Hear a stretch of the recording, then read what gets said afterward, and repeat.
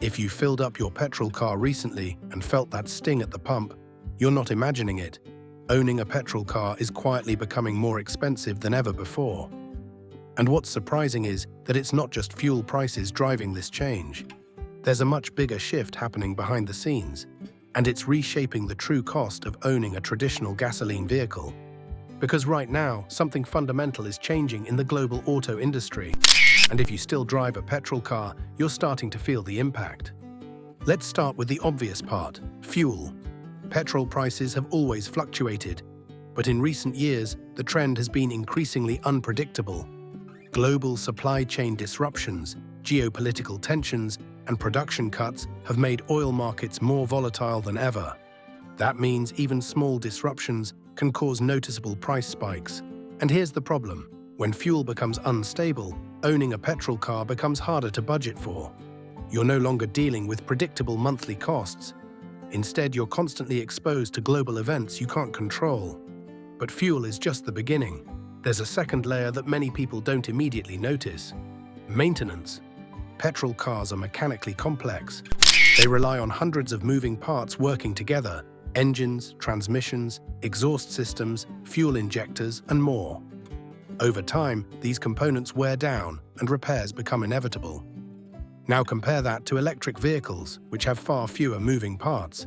As more consumers start to realize this difference, expectations begin to shift. And here's where the cost pressure increases. As petrol cars become less dominant, servicing them can actually become more expensive. Why? Because demand for specialized parts and skilled mechanics starts to decline over time, making repairs less efficient and sometimes more costly. Then there's insurance. Insurance companies are beginning to factor in long-term trends. As governments push for cleaner transportation and EV adoption increases, petrol cars are slowly being viewed as higher-risk assets, not necessarily because they're unsafe, but because their long-term value is becoming less certain. That uncertainty can translate into higher premiums over time. And speaking of governments, this is where things get even more serious. Around the world, policies are shifting. Many countries are introducing stricter emissions regulations. Some are planning to phase out new petrol and diesel car sales entirely within the next decade or two. Others are introducing low-emission zones in major cities, where petrol cars either pay extra fees or are restricted altogether. What does that mean for you as an owner? It means your car is slowly becoming less compatible with the environment it operates in. You might have to pay more to drive into certain areas. You might face higher taxes. And over time, your vehicle could lose access to key urban zones altogether.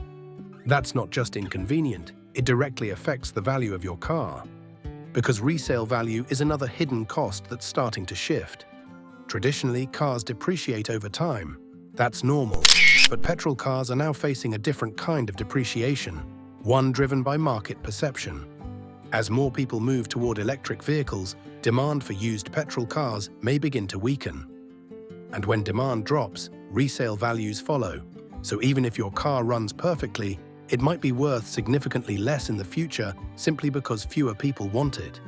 Now add all of this together: higher fuel costs, increasing maintenance complexity, potentially rising insurance premiums, new regulations, and declining resale value. Suddenly, owning a petrol car isn't just about the price you paid up front. It's about a growing list of ongoing costs that are all moving in the same direction. Up, but here's where the story gets even more interesting. At the same time, petrol cars are becoming more expensive to own. Alternatives are becoming more attractive. Electric vehicles, for example, are not just improving, they're becoming more accessible. Battery technology is advancing, charging infrastructure is expanding, and prices are slowly becoming more competitive. And unlike petrol, electricity tends to be more stable in pricing, especially if you can charge at home. That creates a very different ownership experience. Instead of worrying about fuel price spikes, you have more predictable energy costs. Instead of frequent engine maintenance, you have simpler systems. And instead of facing increasing restrictions, you're often benefiting from incentives and access advantages.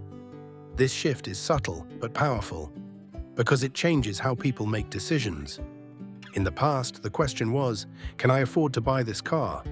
Now the question is becoming, can I afford to keep this car? And for petrol vehicles, That question is getting harder to answer. Now, does this mean petrol cars are disappearing overnight? There are still millions of them on the road, and they're not going anywhere immediately. In many regions, especially where EV infrastructure is still developing, petrol cars remain the practical choice. But the direction is clear.